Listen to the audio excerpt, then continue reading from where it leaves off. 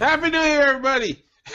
Welcome to Conversing with Ninjaverse, episode 101.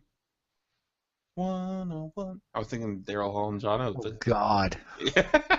You gotta love you some Daryl Hall and John Oates. Isn't that one is the loneliest number? No, I think it's 1-on-1. 1-on-1, yes. Yeah. That might be on my iPod. Let me check. Oh my God. You guys ever heard the rumor that Hall & Oates created the term "no can do"? Yeah. I believe it. Have we discussed this before? And Maneater. No, I believe Maneater might have been around, but I've only heard. I don't know. Now we're talking about Hall & Oates. Yeah, real quick. We just got. We off the rails early. I'm Will. I'm Chris. I'm Mike. I think this is a record because we were off the rails before we even introduced ourselves. We really did. We went off the rails quickly. Yeah, You started it. I did because. Got a motherfucker talking about Hall & Oates. This best second banana in the world, John Oates. Best mustache. But Best he doesn't hair. even have the mustache now. No, he doesn't have the mustache now, and he looks kind of creepy without it. People who've had a mustache for a long time, when they get rid of the mustache, there's a weird adjustment point. Because sometimes people who have mustaches have giant space in between their nose and lip. Yes. And when they lose that mustache, they have this like freakish weird thing going on with their face. Yeah, then they don't look like molesters anymore. Yeah. My kid saw a picture of me from back when I was dating Gina with the mustache goatee combo. They didn't like it at all. No, they didn't like it at all. Not at all. I go through like a phase, like for like a hot second, where I'm like, I'm just gonna completely. No, I'm not gonna shave. Yeah, but see, you never had just the mustache. No, I've never had just a mustache. And then if I did have just a mustache, I would look like my father. You'd have to really you'd look have like to my do father. this. You'd have to do the whole Hulk Hogan. I'd have to do the whole thing. I was literally this close to doing that because as you guys had seen on the video, I grew the full beard for the winter with walking outside. Mm-hmm. Working outside, not just walking outside. Just walking. Everything outside. Yeah, I did. I grew the beard for the whole no shave November thing, and then I was just like, I gotta get a new job, so let me shave and look. I lasted 4 days with that because my face got itchy. And I kind of got yelled at. So. I worked outside for 2 months, so I grew 2 months worth of beard. Yeah. It was nice. And then what was kind of cool is there's a place down the street from me that does old school hot shave. Ooh. Oh, really? Like the towel and everything? With the towel and everything, and they dab it with the thing, and then the straight razor, and the whole gig. So it was nice. I felt like I was in a Bugs Bunny cartoon. I don't want anybody with a straight razor by my neck. You'll become a meat pie. Yeah, no. It's like the closest thing a straight man can get to a facial, I think, is. It's what a girl told me after I said that I got a hot shave. Fantastic. Not the facial that you. I'm no. That's what a girl told me about a facial. I'm like, oh. Yeah. Hey now. The girls And usually again. get facials. All right. God, Get we're a dirty fucking off the mind. rails. God, we're off the rails. I really, with the shave and the haircut though, I really like manned it up. 2 It was bits? like shave, a haircut, 2 bits. Then I walked down the street and had a beer. Like if I Nice. smoked a cigar in between, it could have only and like fought a guy is the only way it could have got more man. Another man day. And it would, if you would have fought, it would have had to be like an old timey boxing match. Yes. And you'd have to wax the mustache. Like, I Kind think of like- that meme.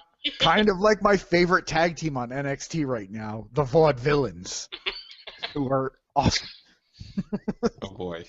They're so much fun. I don't know. I tried watching wrestling last week. I was watching wrestling for about a half hour tonight before we came on, and I turned it off. It's terrible. That's terrible. It is. But All right. the WrestleMania season coming up, so maybe it'll get better. Maybe. It has Sting now. shown up again since what? Survivor Series? Nope, not since Survivor Series. No Sting. But Triple H is already back. Yes. Oh, he's back from vacation. Yeah. Yes. Fantastic. I think All they right. had to shoot a reality show or something. They were going around promoting whatever fitness program they've created. Yeah. That's Oh, what the Kevin smartest Owens man in the was. world. Why I married Stephanie McMahon. Yeah. Fuck all y'all.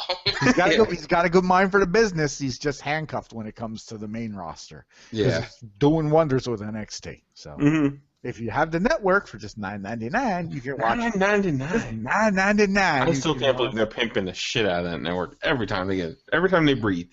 I know. Well, I mean, they got it. They got all their, they're kind of putting all their chips in one basket. And it almost makes sense. It's like, why wouldn't you just spend $10 a month if you're going to watch pay-per-views anyway? Yeah, you're spending $10 and you're getting all this extra stuff. And you're getting Yeah, the best. it's and awesome. you're If getting I'm bored, if there's nothing else on, I can flip that on and watch. And you're getting the best wrestling program around. You're getting NXT, It looks pretty cool. which is head and shoulders above Raw. So I mean, the talk I've watched a little bit of NXT, but kind of the vibe it has is like late '90s ECW. Yeah, I noticed that. That if you're tired of what's been going on, here's it's wrestling more the way you want to see it. yeah, it's more straight up wrestling, and Hunter is booking it, so it's good. He just, It reminds me just of needs to get out of everybody's ear. It reminds me of that old WCW Starcade. Like not quality wise, I'm talking about set wise. Like, yeah, it's very Starcade. It's very no frills. Doesn't it take place at? Don't they film it at like Full Sail University or Universal? Yeah, that's probably why I get the Starcade vibe from it. Yeah. But anyway. Yeah, let's get to what we were talking about. It's our year in review. What's coming up this year show? Yes. But we'll start off with the box office. Isn't that year in preview? Pre-review. We're gonna review last year and preview next year. Yes, pre-review. We can't review next year.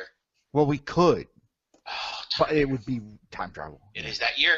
We are now officially living in the future. I know, and I didn't see anybody put that picture up on Facebook at all, ever. I didn't see it at all. I didn't see any references to it. Well, we still got a couple months. It's October. If we were smart, we would all wear those metal hats and stuff today. We have till October 21st for the metal hats. My parents wouldn't buy me one when I was in Florida back in the day. I wanted one. $25 at Universal Studios. My dad said, "Hell no." Smart man. I was sad. Maybe we'll make some for our October 21st show. We'll wear the metal hats. I'm gonna get the laceless Nikes. There you go. All right, so let's talk about the regular box office because the holiday weekend and all that shit. The regular box office is again the first box office weekend of 2015. Number one for I think the third week in a row now was The Hobbit: The Battle of the Five Armies. Took in $21.7 million for this week, $220 million domestically. These movies are done now, right? The Hobbit movies. Yeah, they're done unless they're gonna put out the super duper special editions. Everybody I've talked to said that Hobbit movies were not that good. I've heard that, and he added shit to it. One book. He made one book into three movies, and it just he kind of overdid it, I think. And then he kind of made some comments a couple weeks back on how about making franchises or trilogies or something like that. And it's like, okay, you've just made 6 movies, and you've put out. The first 3 movies, you've put out 17 versions of director's cuts that are there's a difference between 28 hours long. Movie and putting out, and doing an interpretation of a book. With The Lord of the Rings, it was 3 books, so it at least necessitates 3 movies. I mean, probably in retrospect, he should have done. Well, but you got to remember too, those Lord of the Rings movies, it was a gamble. He filmed 3 of those things back to back. And that first one was a flop. They still had to put out 2 more. Yeah. Well, that's kind of what happened with the Narnia movies. Yeah, they kind of just went. They were 3 Narnia movies, and now they're in limbo, and we're probably never going to see the other 4 books. I don't think I ever saw any of the Narnia movies. They were good. I saw the first one. I enjoyed the first one. That was one of the first things I saw a new Professor X. Yeah. And then there was that other one that they tried. I mean, there was a lot of those style of novels, that Golden Compass. Yeah. There were a couple things of similar ilk. Anything kind of like a young adult story, whether it be something like Lord of the Rings that was 60 years old, or the stuff that they're still pumping out now. I blame Twilight. Oh, Twilight or anything in between. That Percy Jackson, Harry Potter. Yeah, there was a lot of that stuff. Kind of, things kind of got lost in the shuffle, I think. I think Harry Potter might have started it. It's probably Harry Potter, Lord of the Rings, kind of hitting at the same time. That it was, hey, all these books these kids like, let's make them in the movies because now they could. It would have been different. It would have been impossible to make those movies 30 years ago. True. All right. What was number 2? Number 2 was Into the Woods. That took in 18.7 and 90.8 total. Yeah, my kids saw it. They said it was excellent. Yeah, I'm kind of on the fence about it, but I remember when I was a kid, my mother listening to the cassette, Broadway cassette like ad nauseum. With Bernadette Peters. Yes, with Bernadette Peters. Into the Woods. I'm gonna put my man card in check here and have to say Into the Woods is my favorite musical. I saw Into the Woods. I was in like junior high, and they ran it on PBS, and I enjoyed the hell out of it. The original cast, Bernadette Peters, all that. When I was in high school, we did it in my high school. I worked backstage, had a walk-on joke part for when the cow died to get the cow off the stage. And then I saw the revival of it with Vanessa Williams in I want to say early 2000s, and it was. I'm psyched to see the film. I just haven't had time to go see it yet. I didn't know it was a Broadway show until just this moment. Really? Really? You are a sad man. It's a 25-year-old Broadway show. At least. I had no idea. Years. Oh, it's got to be older than that. 88, 89. Really? I thought it was earlier than that. I'm thinking it's earlier than that. You know what? You could be right. It could be 86, 87. It was 88, 89 when I saw it on TV. Yeah, I guess it would have to be that they recorded it and then put it on PBS. Where it was on Netflix, it might still be the original recording. It was on Netflix for a while that you could watch it with Bernadette Peters. 86. Okay. They used to play a commercial. I mean, at least in the New York area, they played the hell out of the commercials for it when it was in its original run on Broadway. It's a catchy-ass song. I'll have to check it out. The title song. And one of the songs we had at my wedding. It's been an integral part of my life, and I'm happy that it's finally a film. And it's getting out there to, getting out there to the people that didn't know that existed. Yeah, and to a new audience. Yeah, and I learned something. You did. You learned something, and now you know. There you go. Number 3 is Unbroken. That took in 18 million for the weekend. 87.6 total. That was not getting good reviews from what I saw. Yeah, I still kind of want to see it. I'm kind of interested in seeing it. It's a real interesting story. It almost makes me, seeing it's got bad reviews, but hearing the story, it makes me want to read the book more. Yeah. Number 4 is the movie that, by the end of New Year's Day, I was tired of seeing commercials for. Frozen? The Woman in Black 2, Angel of Death. Oh, yeah. And the reason I was tired of seeing commercials for it is because, as I do every New Year's, I watch the sci-fi Twilight Zone marathon. And that's what I do for my entire New Year's, my entire New Year's Eve, New Year's Day. I watch the Twilight Zone marathon. And at least twice a commercial break, there was a commercial for The Woman in Black 2. Sci-fi does that. They double up on the commercials. Yeah. That was in its first week, took in $15 million. Not a bad opening for a horror movie. Yeah, especially on a New Year's weekend. Yeah, New Year's weekend. And then number 5 was Night at the Museum, Secret of the Tomb. I totally forgot that came out. Night at the Museum 3, I think it is, technically. Yeah. Took in $14.5 million, 89 million total. I have a friend that saw it. She liked it. Robin Williams' last movie. Yeah. I liked the Night at the Museum movies, though. The first 2 were good. I totally forgot about the third one. Yeah, I haven't seen much of it. I mean, I've seen commercials for it here and there, but they were entertaining. Yeah, they're just kind of a fun family movie. There's a bit of a timeless quality to it. because you're dealing with all historical figures, so it's.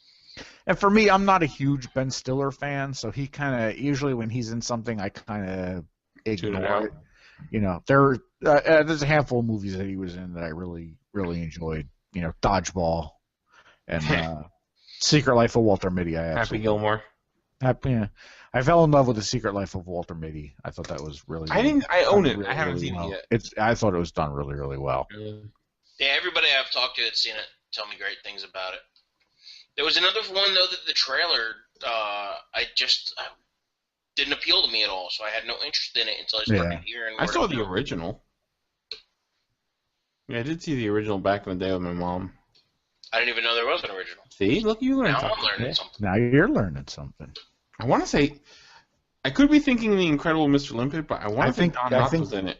Yeah, you're thinking The Incredible. Yeah, you're thinking of The Incredible Mr. Limpet. Nothing. Or Danny Kaye. It was either maybe different movies. Maybe Danny Kaye. Two completely different. I'm gonna look it up right now. That's what I'm doing. 1939 short story movie, 1947 film. Danny Kaye. Danny Kaye. Yeah. Okay. Not Don Knotts. Okay. Either way, I remember it was an old movie. Yes. All right. But yeah, I highly recommend that if you guys haven't seen it. It kind of became my non-superhero movie of the past year, so nice. I'm definitely a fan.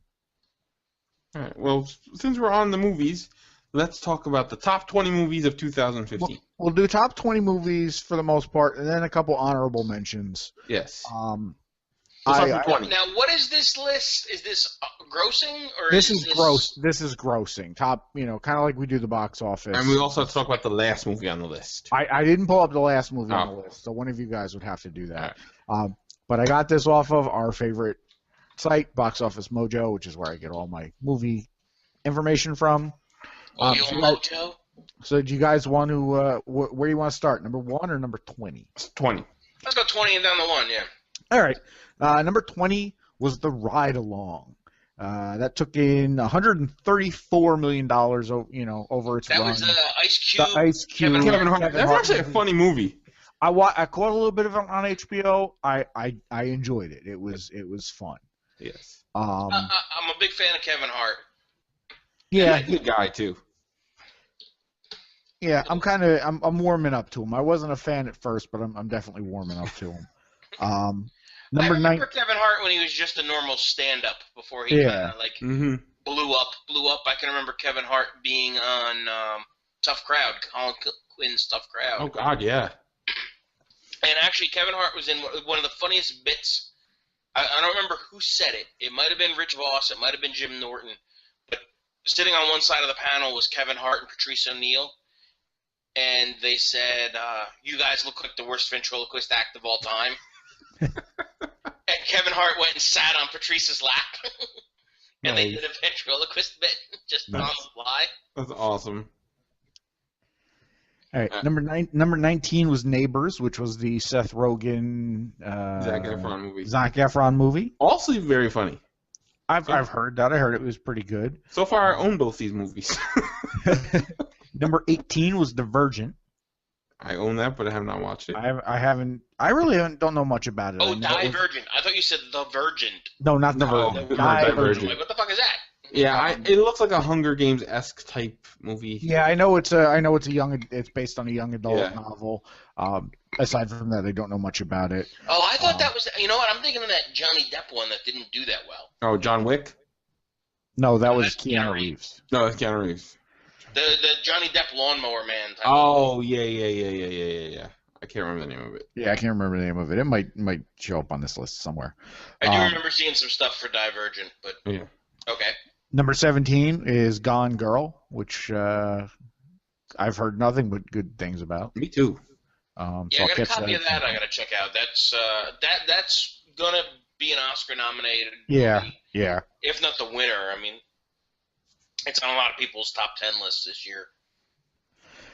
Number 16 was How to Train Your Dragon 2, which I enjoyed the first one. I haven't seen the second one yet. I think as far as that franchise goes, I don't think it did as well as they expected.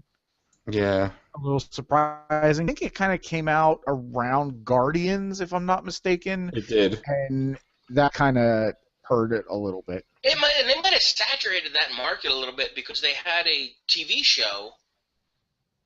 Yeah. With, like, all the same voice actors in it almost. I mean, yeah. So Jay that I'm sure was doing the TV show as well, so it was, the kids weren't like, oh, I need to see a new How to Train Your Dragon. Yeah, because they're getting it. They're getting it on a daily basis with. I mean, it was a relatively limited series, but it still was out there and on TV. Number 15 is Interstellar, which again, all right. And I don't think did as well as people were expecting it to do. I haven't seen it yet. People were thinking that was kind of gonna kind of knock Guardians off. Guardians hit. It only took in $182 million domestically. Yeah, it was a Christopher Nolan movie, and it might have been the first Christopher Nolan movie that I wasn't tripping over myself to go out and see. And I think that's kind of how a lot of us felt, was we weren't really jumping out to go see it and whatnot. We were burned by The Dark Knight Rises. We got a little burned by Dark Knight Rises and all that. I just wasn't interested in anything with the trailer. Yeah, it looked okay, but it wasn't anything. To me, it wasn't anything new. It was like we'd kind of seen that movie before. It looked a lot like 2001 to me. Yeah. It looked like a lot of things I had seen before. And the people I've talked to that have seen it have either absolutely loved it or were bored to tears with it. Yeah. There was no when we talked about it, there was no happy medium. There was no in between. Which reminded me of last year with Gravity. Yeah. That people either loved that film or couldn't, were falling asleep watching it. I own that and haven't watched it either. Coming in at number 14 is a movie we did talk about quite a bit this year. Most of it in a negative way. Uh-oh. Which was Teenage Mutant Ninja Turtles, which only took in $191 million. It's a travesty that it's in the top 20. I know, but it kind of is its thing. I've talked to people that liked it. I haven't seen. I almost did. I haven't seen it yet. I might Redbox it just to kind of see and kind of get back to everybody. There's a copy in my house. I'm going to give it a shot. I want to give it a shot just because as I said, I've talked to people that enjoyed it. So, maybe I will find something redeeming in it. Between. There was an interesting point I heard. This is more of a serious take on the Teenage Mutant Ninja Turtles, I guess, the most serious we've gotten at this level of entertainment. And there are some people that kind of were happy to have that. I've spoken with some people who are like, oh, it's nice that it's not goofy. But I think a lot of us expected the goofiness from it. Because before we were really reading the comics, and the comics weren't really goofy. Right. Our exposure to it was, the afternoon cartoon and the action figures and whatnot. And the Archie comics. Yeah. Coming in at number 13 was 22 Jump Street. Still haven't seen it. Did you see 21? I saw 21. I kind of enjoyed 21. I'm not a huge Jonah Hill fan. He kind of gets on my nerves. Mm. So I kind of avoid him in most things unless he is a side character, like Forgetting Sarah Marshall or Accepted. Or so you would have hated Man's Museum too, because it was Ben Stiller and Jonah Hill. Yeah, I don't. I like Jonah Hill. Coming in at number 12 is my second favorite movie of the summer. Left Behind? Yes, Left Behind. Actually, it's Godzilla, which it's Godzilla. I forgot that came out last year. A lot of it didn't do as well as I had hoped. Still, I enjoyed it. Me too. Again, it's something that unfortunately, as much as I loved it, it was something that lost a little something going from the big screen to the small screen, because I had rented it a couple months ago on DVD, and it definitely lost a little something. So a little bit. It was something definitely worth seeing on the big screen. Number 11 is another movie we talked quite a bit about, The Amazing Spider-Man 2. Hey, my brother's in that. Your brother's in there? Stiltman. Hey, they're not going to make another Spider-Man movie from. I'm hearing rumors that they're ready to roll with number 3. Yeah, it's conflicting reports. Yeah. Number 10 is Dawn of the Planet of the Apes, which I haven't seen it yet. I haven't seen either of them yet. It is on my list because I loved Rise of the Planet of the Apes. Now that was the one with that was the first of the new series, right? That was the first of the new series, okay. And being a fan of the classic Planet of the Apes movies, I really enjoyed that one. Yeah, I have both of them. I just haven't gotten around to watching them. Again, highly recommend it. I've heard good things about this one. Just haven't had a chance to see it yet. Number 9 is number 3 on my favorite movies of the summer, or of 2014, and that's Big Hero 6. I haven't seen it yet. Shame on you. I know. My kids are mad at me. My favorite animated movie of the year. So much fun. Kept me engaged the entire movie.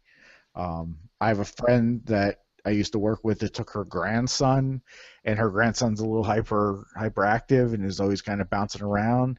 Kid sat in the seat for the entire 2 hours and didn't move. Really? So that's always a sign of a good fan. That's always a sign of a good movie. Yeah, good animated movie. You know, it kind of got lost in the people not knowing that it was a Marvel movie. Yeah. Technically, it was a Marvel movie. Stan Lee does make a cameo. Stay through the credits if you're going to see it in the theater. Number 8 was a movie we just talked about a little earlier, which is The Hobbit: Battle of the Five Armies. Which, again, coming in at number 8 and only having been out 3 weeks. Yeah, I was gonna say, didn't it just come out? It just came out. Well, that's also probably making. We talked about it. This is the last one. Is probably making a ton of IMAX money. Yeah. Yeah. Number 7, another movie we talked about quite a bit, Days of Futures Past. Yeah, I still haven't seen it. I own it. Haven't seen it. That seems to be the running theme from Will. I own it, but I haven't. Well, you know what it is? Because I'm in this group, this voodoo group with a bunch of friends, and everybody's always. We have like 400 movies in this thing. Yeah. And every day there's like new movies in there. I just haven't watched them. Get cracking. I know. It was a good flick, and it kind of started. Excuse me.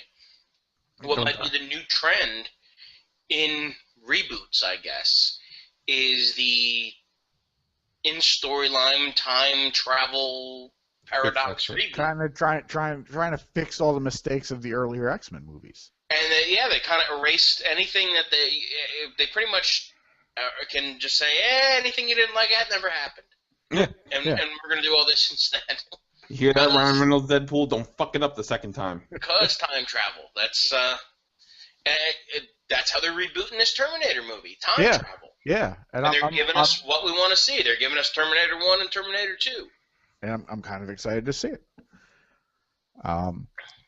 Coming in at number 6 is my personal worst movie of the summer. Oh, I know what this is. Wait, maybe I don't. Hold on. You know what this is because I raged about it. Oh, okay. So yeah. And that would be Maleficent. Yeah. I don't own that one, and I haven't watched it. No, I don't. It's not good. It's not good. Or Wicked 6, I guess. Yeah. How many of these have they put out now where they've made the villain. Number 5, again, another movie we talked about quite a bit this year. Captain America. And not for good reasons. Oh. Transformers. Oh, well. Damn it. God damn it, Michael Bay. I know. He's in here twice. He's in the top 20 twice. My life. Coming in at number 4 is a movie that I just saw on HBO recently and loved. Cool as Ice? No, not Cool as Ice. The Lego Movie. It's such a good movie. Which I forgot came out this year too because it came out this time last year. Yeah, the winter. It was so much fun. Just good, stupid, and my wife, who I was harassing because I was running around singing "Everything Is Awesome" for a couple days. The other day, I hear coming from the kitchen, "Everything is awesome," and it's my wife singing, which was hysterical. I was able to get the kids to clean my mother's house. I found on YouTube, it probably still exists.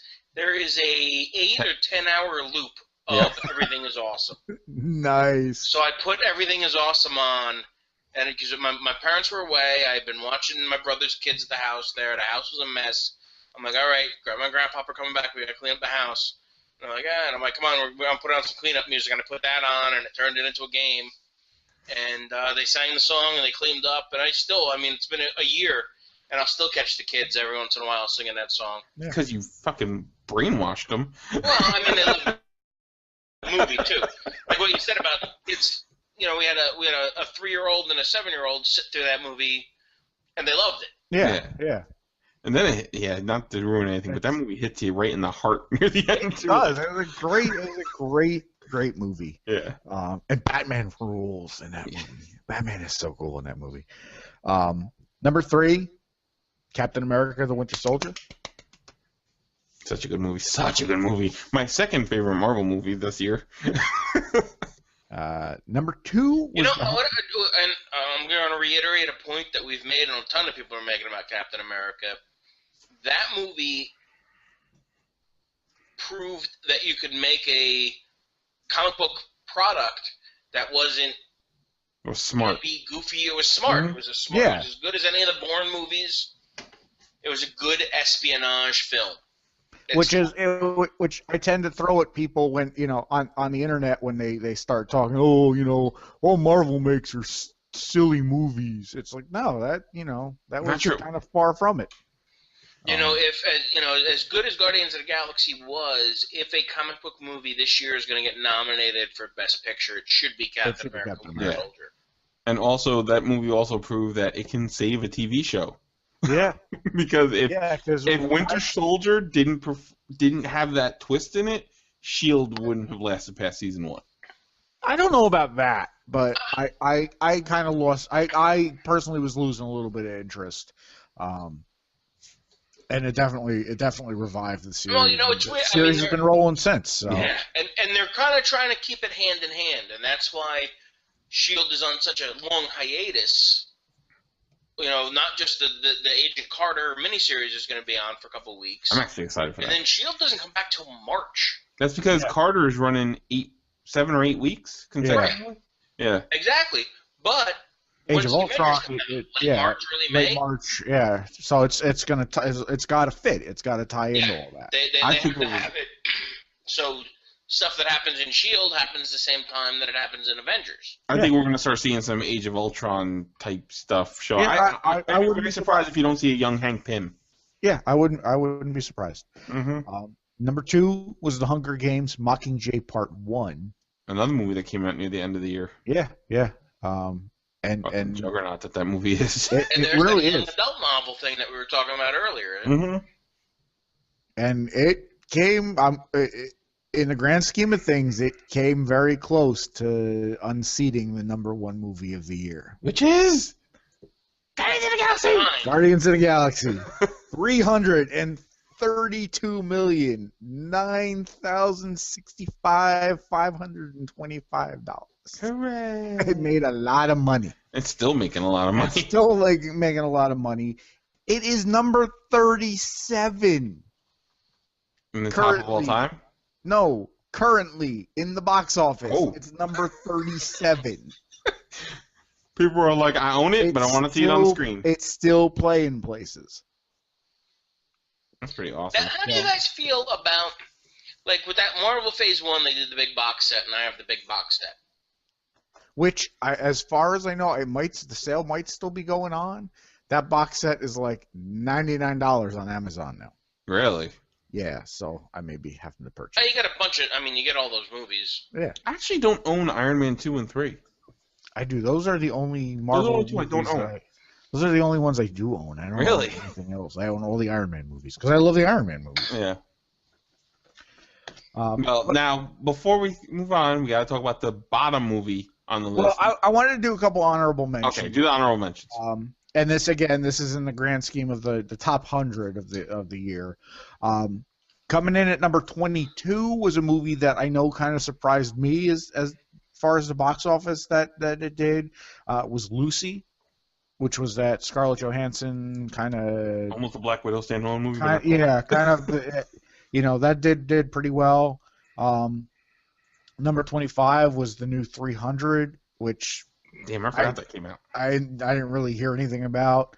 Number 29 was the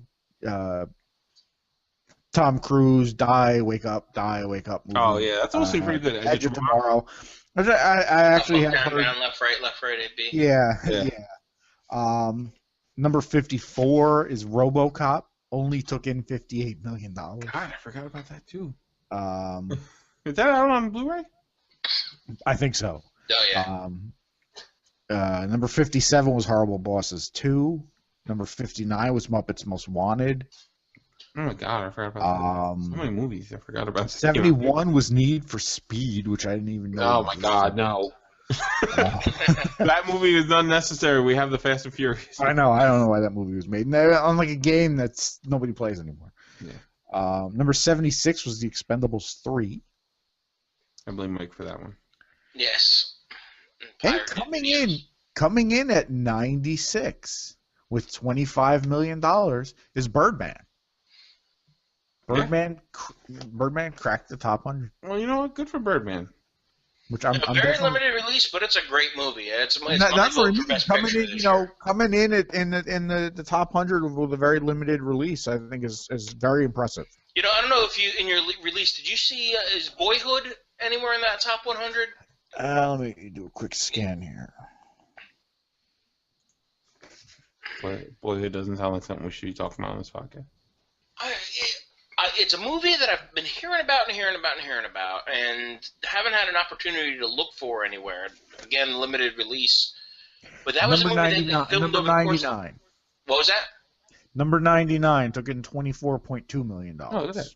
Low-budget independent film. They filmed it over the course of 12 years. Oh, yeah. You were talking about that a couple weeks ago. Yeah. They filmed it over the course of time and let a kid, kind of showed a kid growing. Ethan Hawke and Patricia Arquette, I think.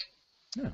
And they brought him back. I was listening to an interview with Ethan Hawke earlier today, and he was talking about how everybody scheduled their lives so they could kind of go back and spend 2 weeks or a week or so shooting a scene.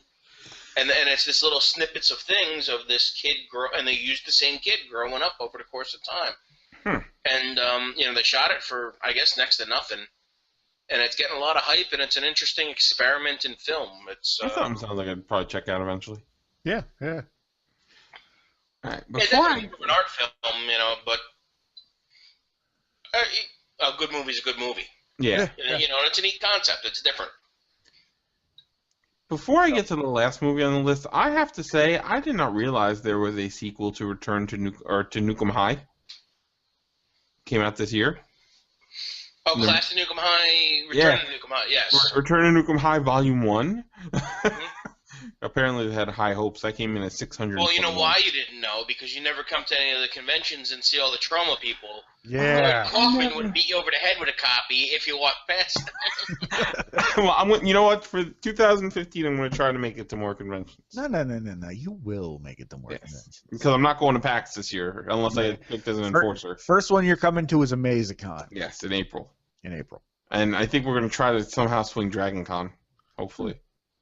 But the bottom movie on the list, because every year we got to talk about the bottom movie. And now the bottom movie isn't necessarily a bad movie. No, it's just the bottom movie. Just the bottom movie. Yeah, last year's bottom movie I wound up knowing a lot about, and right now I own a copy of.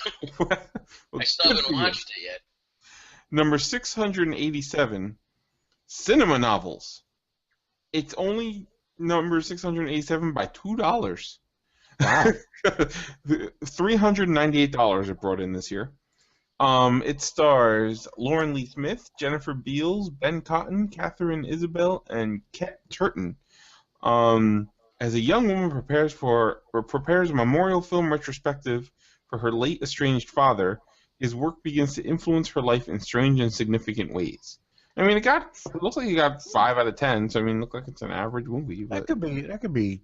Sounds like it could be kind of interesting. Yeah, but it looks like it probably had it had to be like a super limited release. Yeah, I mean, some of these films, they just get a minimum release so they could say they were a theatrical released film. Yeah. Which is one of those things that it's kind of losing the luster of that meant something. Aside from the awards of being nominated for an Oscar or being nominated for something, There's been a lot of great direct-to-video stuff or interesting made-for-television stuff. The Interview. Yeah, well, Who knew that would become a made-for-TV movie? North Korea. Speaking of The Interview, did you hear about the idiot that bought 650 tickets to this one theater to scalp him, and then is pissed off and is like suing the movie theater and Sony or whatever for distributing it online or whatever? Because the idiot thought he was going to make $1 gazillion scalping it. First of all, Whoops. asshole. Second of all, you deserve You look up the term "dumb fuck" in a dictionary, and his picture is there holding 650 tickets to The Interview. More entertaining than that is the guy from I'm not sure what country he's from, but he's somewhere near North Korea that wants to put copies of The Interview on DVD and airdrop them over North Korea. I saw that headline as well too. Yeah. Yeah. So. Well, from what I've heard from the people that have seen it, it's funny. It's not like rip-roaringly hilarious, but it's there's almost part of me, a very tiny part of me, that thinks that this is a genius promotional scheme. That's a giant work by Sony. That's an absolute giant work. Yeah, I think part of me thinks that too. Because all of a sudden, oh look, now it's out in theaters in limited release. Yeah, part of me, the cynical part of me, wants to believe that. I don't buy it all. I just don't buy it all. Yeah. But well, let's see. They got people talking about that movie for like 2-3 weeks. They did until the next thing. Tomorrow. Until tomorrow, when Agent Carter premieres and the Ant-Man trailer. Because earlier this week we had an ant-sized version of the Ant-Man trailer. They teased us. They gave us a tiny little ant-sized teaser for. Then they blew it up a couple days later. And now tomorrow, when you guys hear it, probably yesterday during Agent Carter, the Ant-Man trailer is premiering. So I'm sure it'll be available online seconds after it's on TV. Yeah, if not before. Yeah. But the teaser trailer, literally, it's Paul Rudd getting led by some federal marshals. They show some Evangeline Lilly. They show the back of Michael Douglas, Ant-Man's feet, and then that's it. Yeah, they didn't really give you much of anything. No. It's only 18 seconds. Mm-hmm. You figured out more of the story of The Force Awakens than you did the Ant-Man story. Yes. We ain't found shit. We ain't found shit.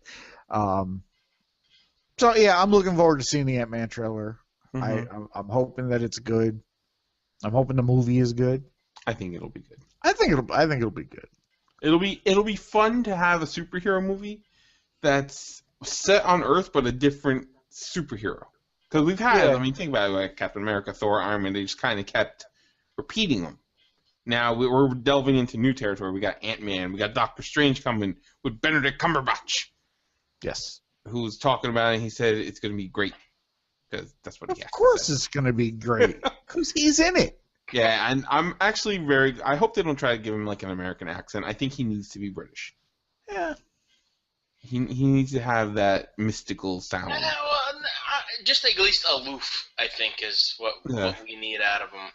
Yeah, I don't think we necessarily need British. And goddamn, he better have that crazy cape. Oh, he has to. He has to. Even if it just lays flat until he's casting spells and then that shit goes crazy. I'm fine with that. Yeah. But he's got to have the crazy cape. I'm looking forward to Doctor Strange. I was never a crazy, huge Doctor Strange fan, but I'm looking forward. I think out of a lot of the next grouping of smaller Marvel heroes that we're getting, like Black Panther and Captain Marvel and all that. Ground level heroes, basically. I'm excited about Doctor Strange. Yeah, because I think they can do so much. I think they can do so much with it. Oh, absolutely. And the Netflix shows are starting soon because we got Kristen Ritter is going to be Jessica Jones. We got more information on Daredevil. And the Daredevil costume looks pretty badass. Supposedly, at the end of the 13 episodes, he will be in the red costume. Supposedly. I was thinking the black. I'm kind of digging the black. Hulk movie. I'm digging the yellow and green.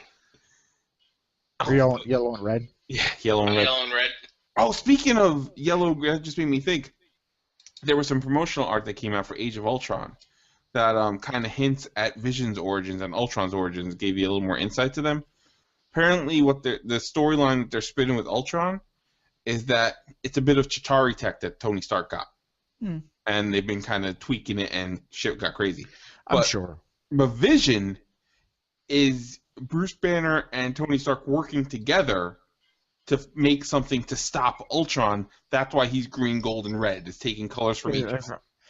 I'm okay with that. Yeah, me too. You know, I'm definitely okay with that. Definitely looking forward to that movie. That's probably on my radar of stuff coming out in the near future. We're going to see it in IMAX. That's kind of where I'm with our friend Stacy sitting at. But I hate to say it, but it's not my big movie of 2015. What's your big movie of 2015? What's my big movie of 2015? I forgot Star Wars. Left Behind 2. I forgot Star Wars was coming out. If I don't, and this is going to go against every fiber of my being for not seeing Age of Ultron, but if I can't, for some reason, can't see Age of Ultron, if I can only see one movie in 2015, it is going to be The Force Awakens. And I will see it 16 fucking times in a week. He's going to run back and forth between 3 theaters. Absolutely. Yeah, I'll have to because I'm crazy. I want to see that in IMAX. Are they doing it in IMAX? I'm sure. Oh yeah. I'm sure. Everything is in IMAX now. Well, there is a little bit of Force Awakens news that's come out. Apparently, some of the actors from The Raid and The Raid 2, which, for those of you not familiar with The Raid, I mean, I haven't seen the entire movie. I've seen bits and pieces, but from what it seems like, it's one giant action scene from the time the camera fucking rolls to the time it ends.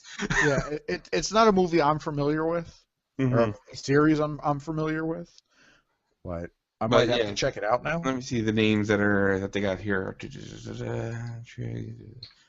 Names I don't even know. Iko, Wise, Yawan, Ruran. I'm sure I'm butchering the fuck out of these names, and some other people. But the other bit of news that came out about Force Awakens, which we don't know if this is categorized as spoilery news or not. The wave of action figures. My line of, I read this and I thought about talking about it, but I didn't add it to my notes. My line of thinking like this, and being a Star Wars action figure collector for most of my life, I don't read into the figure lines as far as, I mean, what I saw and the big thing is like, is this a spoiler?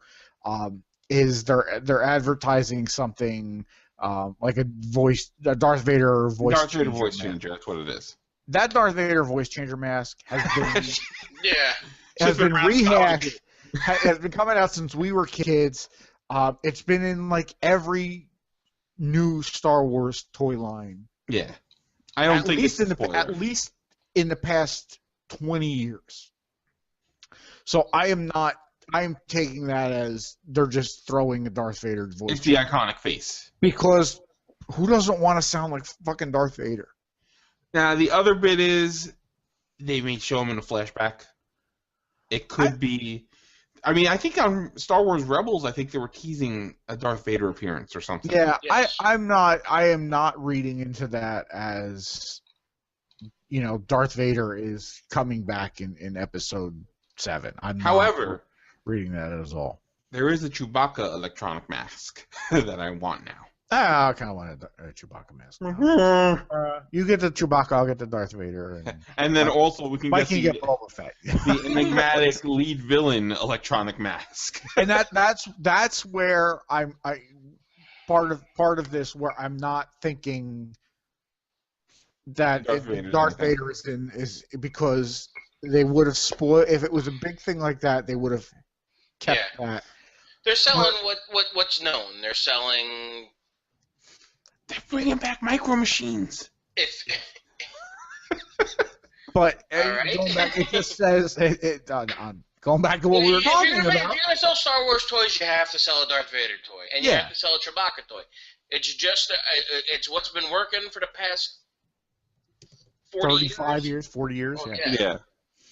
So and the fact that in the release that we're seeing of the the lineup of toys that are coming out is it just says something villain mask. It doesn't say it doesn't say evil Luke Skywalker mask. Evil Luke Skywalker mask. God, they better not fucking do that. Also, don't do it. JJ, don't do it. Please don't do it. There's Nerf Star Wars guns coming out. Buying it. Nerf Star Wars Villain Trooper Blaster 1, Trooper Blaster 2, Alien Blaster, and then ammo refill.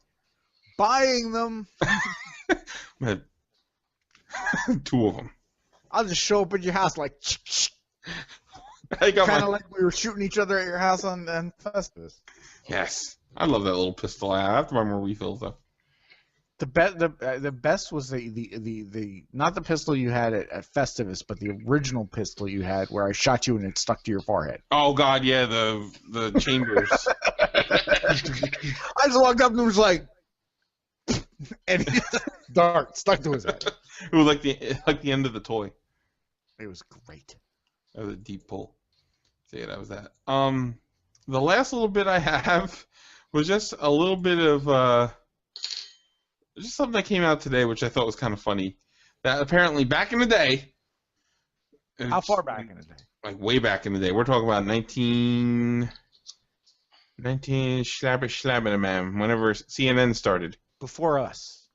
No, CNN started when we were kids. Well, all right. Well, I'm just kind of doing time frame here because you weren't giving a date. I'm like before us or after us or during us. I thought it said the year in this, but it doesn't say it.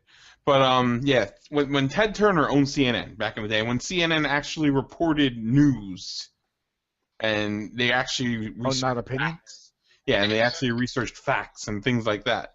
Before cable news networks became professional wrestling managers for different versions for different political parties.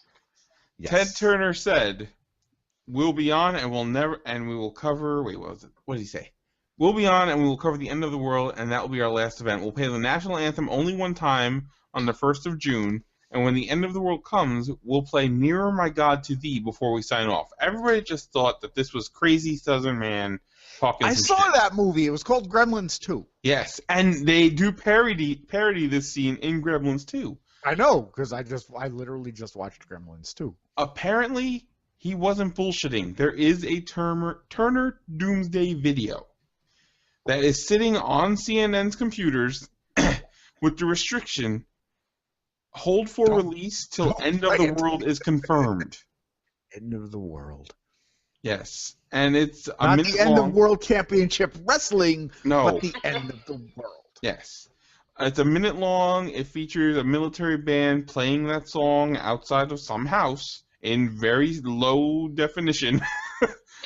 All right, so if there's anybody that listens to us that works for CNN and can get us a copy of it. Oh, I've seen it. It's here.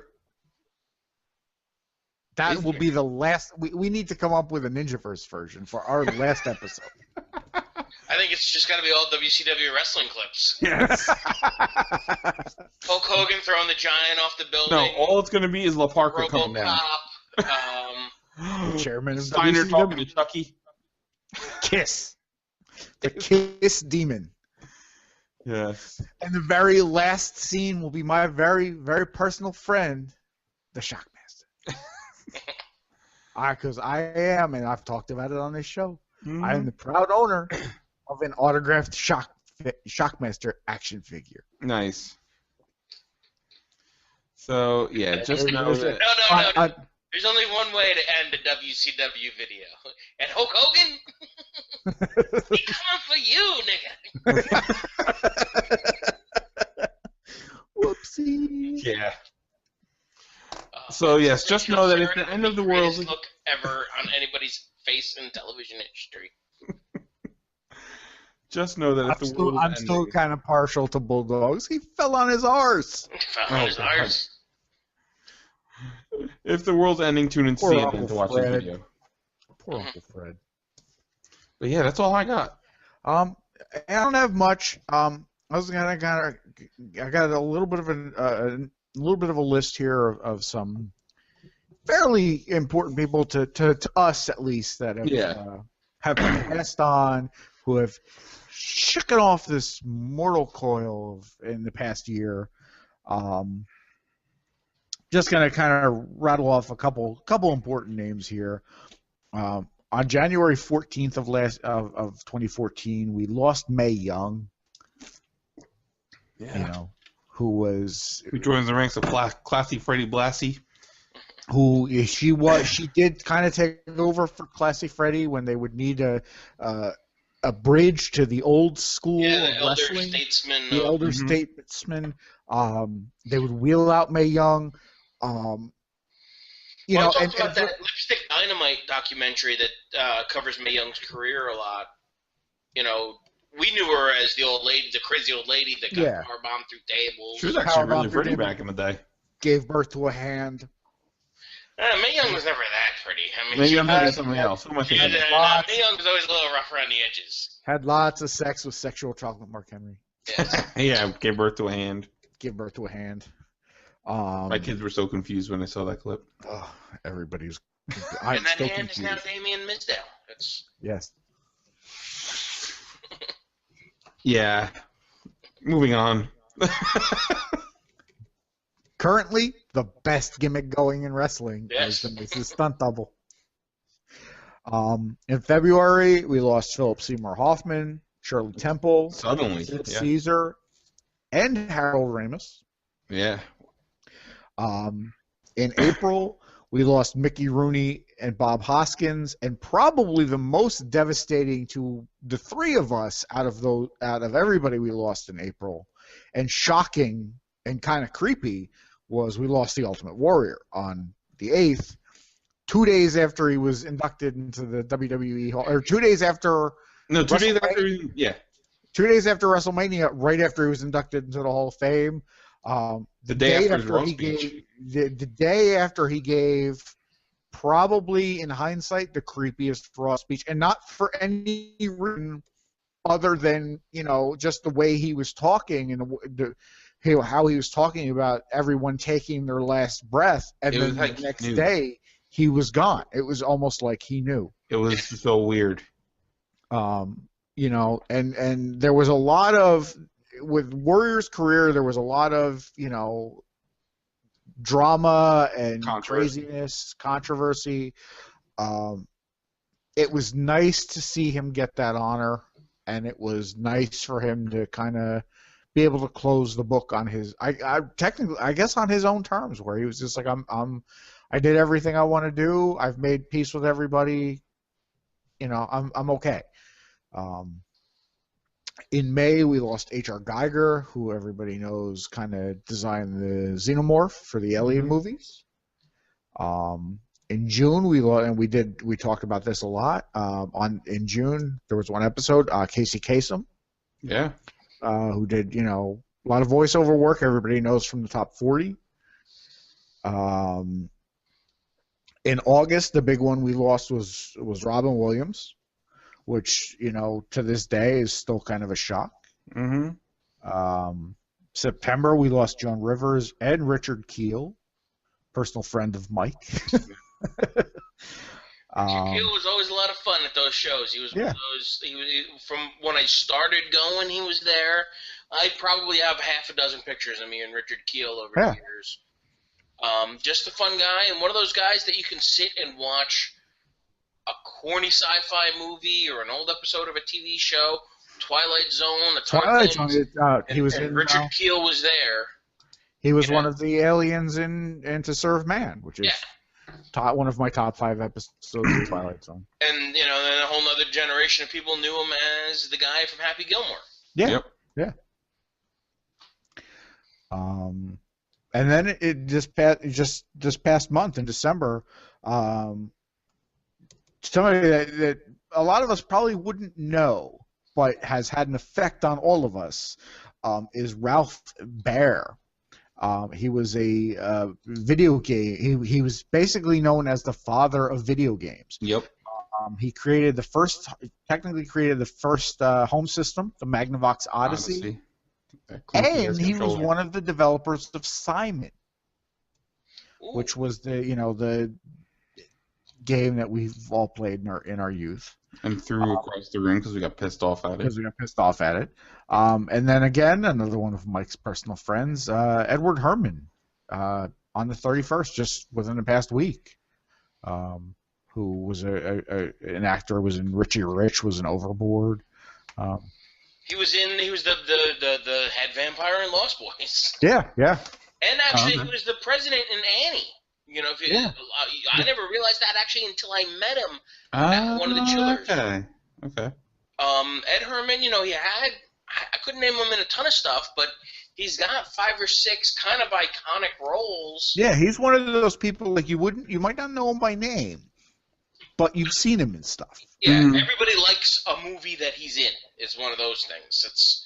He's one of those guys that kind of crossed genres and was in a lot of cool things. And I guess he was the grandfather in Gilmore Girls, which is... I never watched. Yeah, I never watched either, but I heard about it through people, when they started talking. And I put a picture of me and Angela took a picture with him this past, I guess it was October or April. It was within the past, obviously it was in the past year.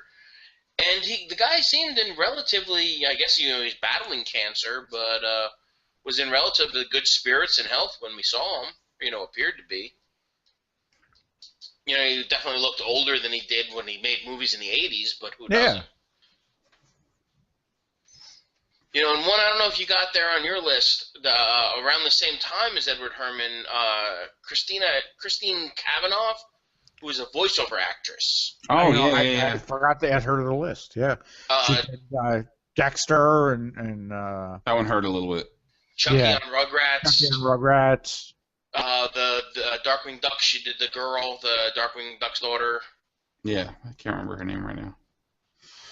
Yeah, I can't do it either. But she was she's got her IMDb page is huge with the amount of voiceover work that she did. But another one of those, kind of, you know something that she did. You know something that she did, exactly. But you didn't necessarily know who she was. Yeah. So it's always tough when you lose people like this. We lost a lot of people whose work we enjoyed for different reasons. Some of them for old age, some of them for other problems that they had, diseases or issues. I get with the drugs and with the depression and with the things. I get the way I look at it is the best way to commemorate it is to celebrate their work. Mm-hmm. Absolutely. For whatever other reason, if you don't agree with, all right, Philip Seymour Hoffman was a drug overdose. It didn't make him any less of a good actor.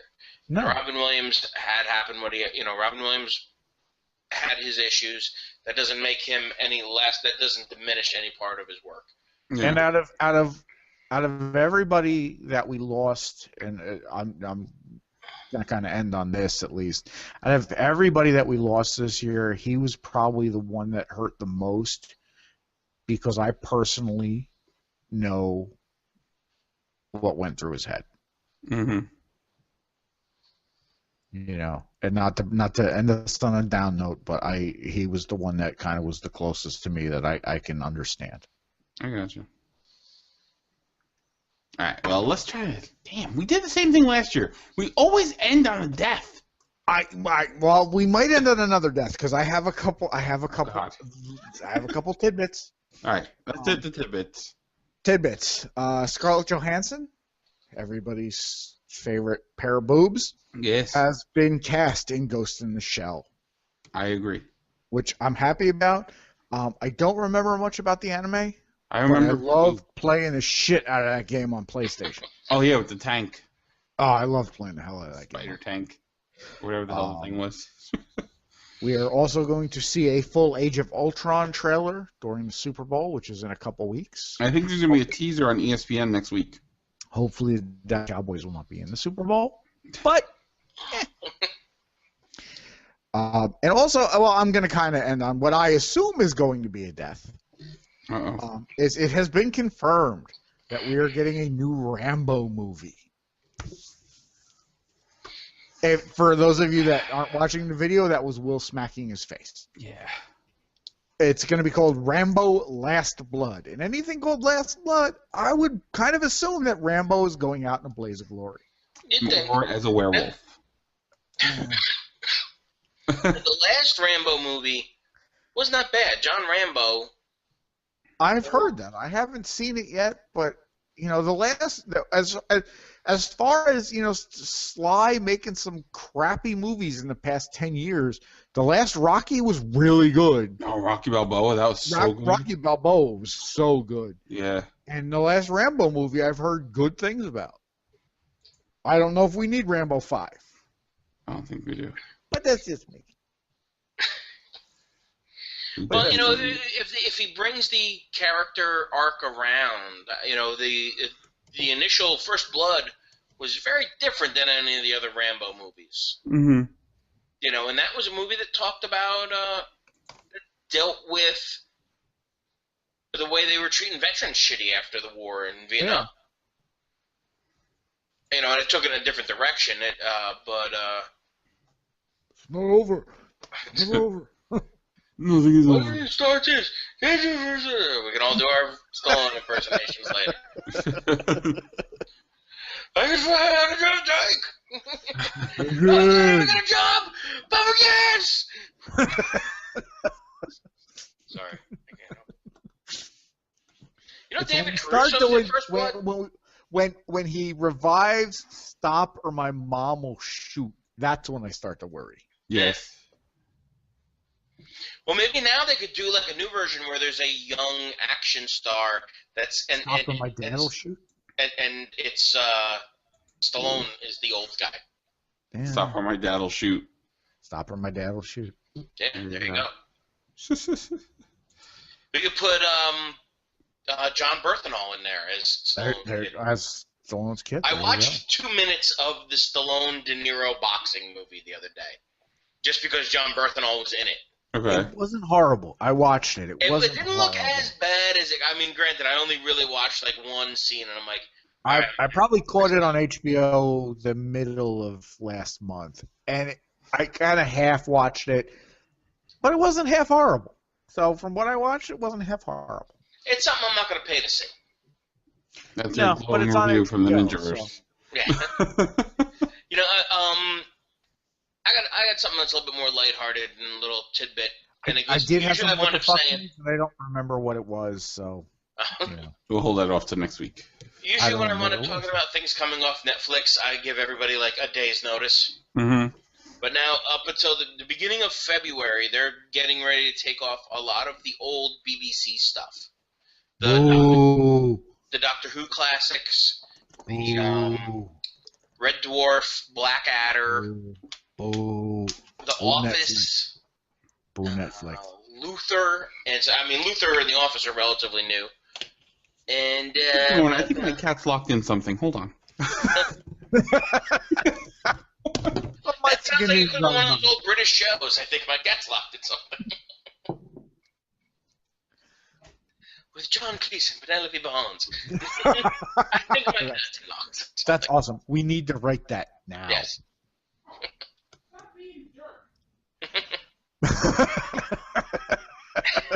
As Will yells from the other room, "Stop being a jerk!" to his cat. Just hysterical. Oh, that's brilliant. That sounds like cat abuse to me. No, he wasn't. He was the one I don't like was on a shelf scratching something. And that cat is so adorable and so sweet. You should like that cat. I don't. Well, anyway, going back to the BBC. I've invested myself deeply into BBC's. The cool thing about those BBC shows is you can watch 4 seasons in about 3 days because there's only 24 episodes in 4 seasons. Mm-hmm. Yeah. I've already gotten through 2 seasons of Blackadder, which is only 12 episodes, and Blackadder is so good. If you haven't seen Blackadder, I highly recommend it. It's for those of you who don't know, it's Rowan Atkinson, who was Mr. Bean. Mr. Bean. Everybody knows him as Mr. Bean, but this was him doing another part. It's some funny stuff, And there's a lot of the second series in Blackadder has a bunch of cameos. Tom Baker plays an hysterical sea captain in Yeah. one of the episodes, and you start to see people showing up like Hugh Laurie becomes a regular cast member in Blackadder, well before he was all serious in House. Yeah. You get to see some of the younger, young up and coming, I guess, stars on that show. And the other one I've been watching is Red Dwarf, which is fun as well. Yeah, I'm about 10 minutes away from finishing up the first season of Red Dwarf, and Craig Ferguson is in one of the episodes. Nice. A fat, like, coked up Craig Ferguson. Nice. Is on or the first season of Red Dwarf, which is like 1989. Not that long ago, but I guess it's getting there. Yeah, it's getting there. This is why I can't play that Alien game at night, because these cats are assholes. You need to set up the video camera, your webcam, and just watch. We need to watch that. Put that on the Facebook page. I actually had it up. I was streaming Alien Isolation last night. That's what I'm trying to stream more. So and With people were cracking up. No, just with the fucking Alien game. Scared the shit out of me. I haven't even seen the actual Alien yet. Pussy. That game is just atmospheric as shit. It's supposed to be. I know, but it's scary. Because I am on record saying the original Alien, to this day, is the scariest fucking movie I've ever seen. And that's what the game is based off of. It's know. Basically everything after the first Alien didn't happen. It's 12 years after the first one.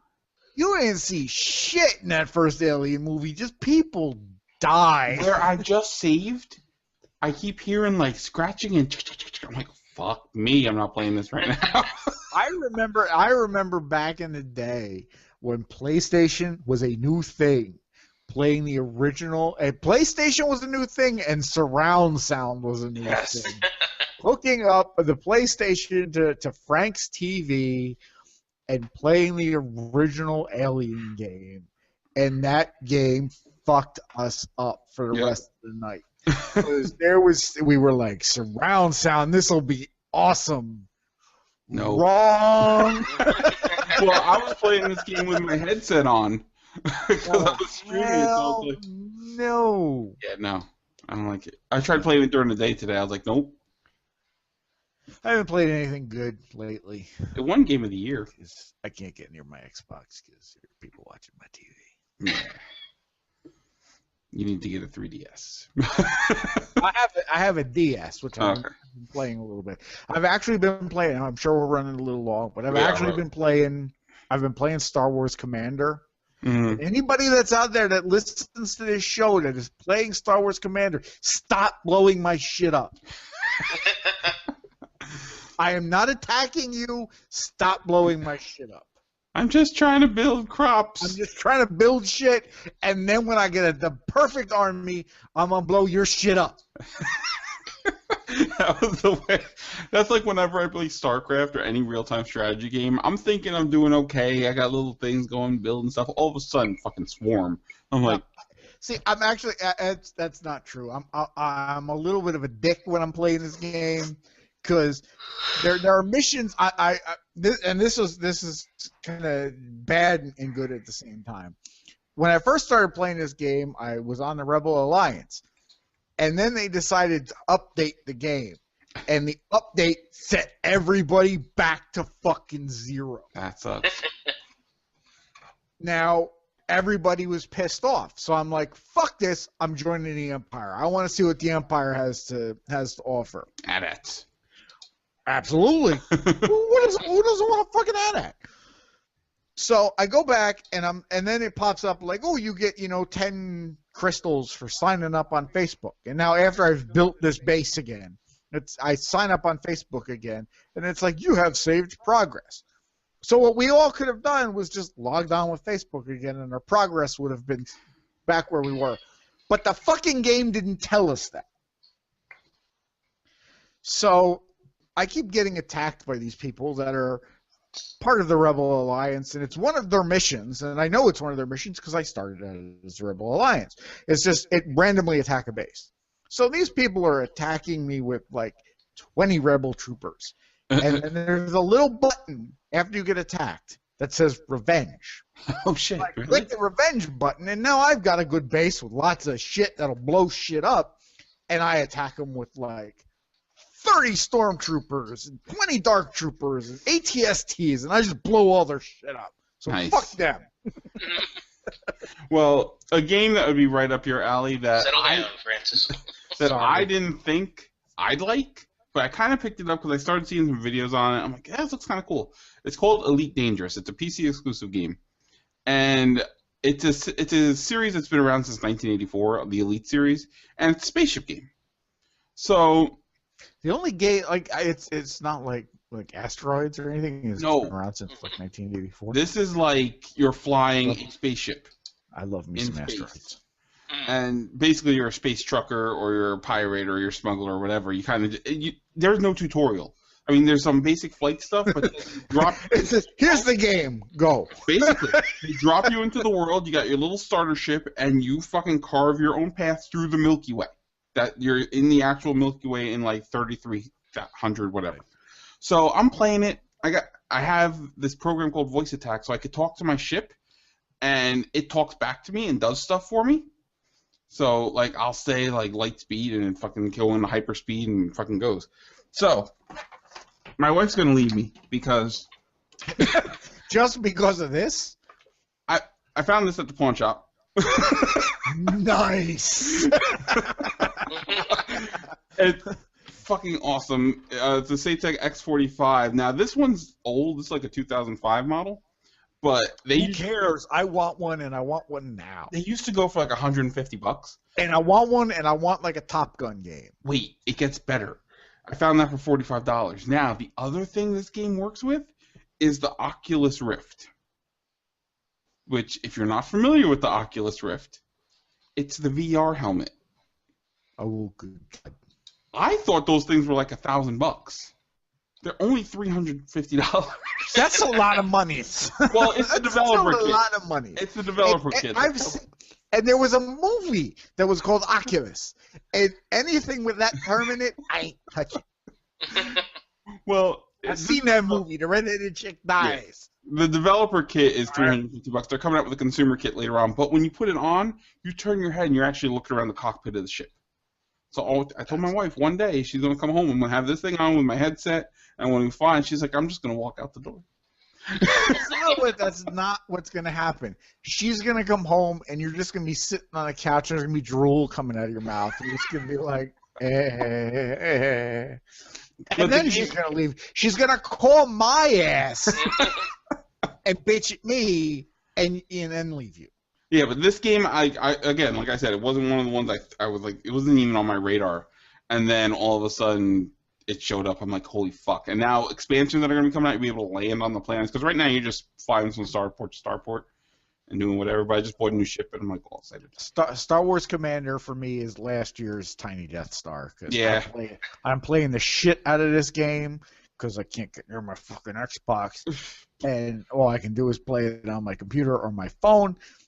And I played the hell out of Tiny Death Star this time last year. You And play it my on your wife- computer? Yeah, absolutely. Free download on my computer. Oh, shit. Shit just got real. Yeah. Shit just got real. You both should join up, and then we can like kind of do Clan a up? team, clan up, All right, we'll do and it. then just attack the shit out of people. Well, you're Empire, so I'm going to have to go Empire. I think I You're started. gonna have to go Empire. All right, I'll go Empire. And we'll clan up. Ninjaverse represent, yo. Yes. And also, if we're talking about free mobile games, if you're Android or iPhone, I think it's called Marvel Contest of Champions. It's a fighting game that's all touch and swipe based, but it's not like the shitty Injustice game that was on the iPhone. This is actually kind of fun. So check that game out. It's got like every Marvel hero in it. But yeah, Mike, you played anything, or are we done? Nah. You're not- I've been living in Netflix and watching British sitcoms. Nice. Nice. All right, I then. did finish Faulty Towers too. That's the one I left out. Right. Nice. Where I I love don't some know, Fawlty I Towers. don't know. I finished Faulty Towers before they announced they were taking a bunch of the British stuff off. So I don't know if that's coming off or not. But if you've never seen Faulty Towers, go on Netflix and watch Faulty Towers immediately. It's hilarious, isn't it? Yes. It is hilarious. There is one that is it's at least it's on Netflix. I don't know if it's coming off. It might be coming off. I can't remember the name of it now, but it's airport based, and it's by the people that do Little Britain. Oh, yeah, I don't know the name of it. Called It's Tiny 6 Towers. episodes. It's 6 episodes. It's hysterical. Watch it. It'll take you half a day to watch it because it's great. All right, I think so Hyperdrive is there too. Check out Hyperdrive. That's the Nick Frost. Nick Frost. And actually, that's something else I didn't mention. Nick Frost on Doctor Who. Special. Played Santa Claus. mm-hmm. And he was great. Awesome. He was hysterical. Played it not over the top, which is tough to do with Santa Claus. He was a subdued Santa Claus in a Christmas special. Nice. I guess is the best way to put it. It's awesome. It's called Come Fly With Me. Check it out. It's 6 episodes. Okay. Cool. All right. So, new year, but you still know where to find us. Facebook.com/Ninjaverse, Ninjaverse.wordpress.com. I think we're back on iTunes. We're on SoundCloud. We're on Stitcher. We're everywhere again. And like I said, we're going to try to get out to more conventions this year. We got a MazeCon coming up in April, which I'm sure we'll be talking about. Definitely have a MazeCon coming up in April. May have some guests lined up coming on soon. I'm working on somebody right now. Yep. We may have a spin-off show. We're going to try to get Chad on here a couple more times this year because he's always fun to have on. Got some ideas for some new shows, so you might hear more of us. Yes. So, I'm Will. I'm Chris. And I'm Mike. And we'll see you next week. Peace. Bye.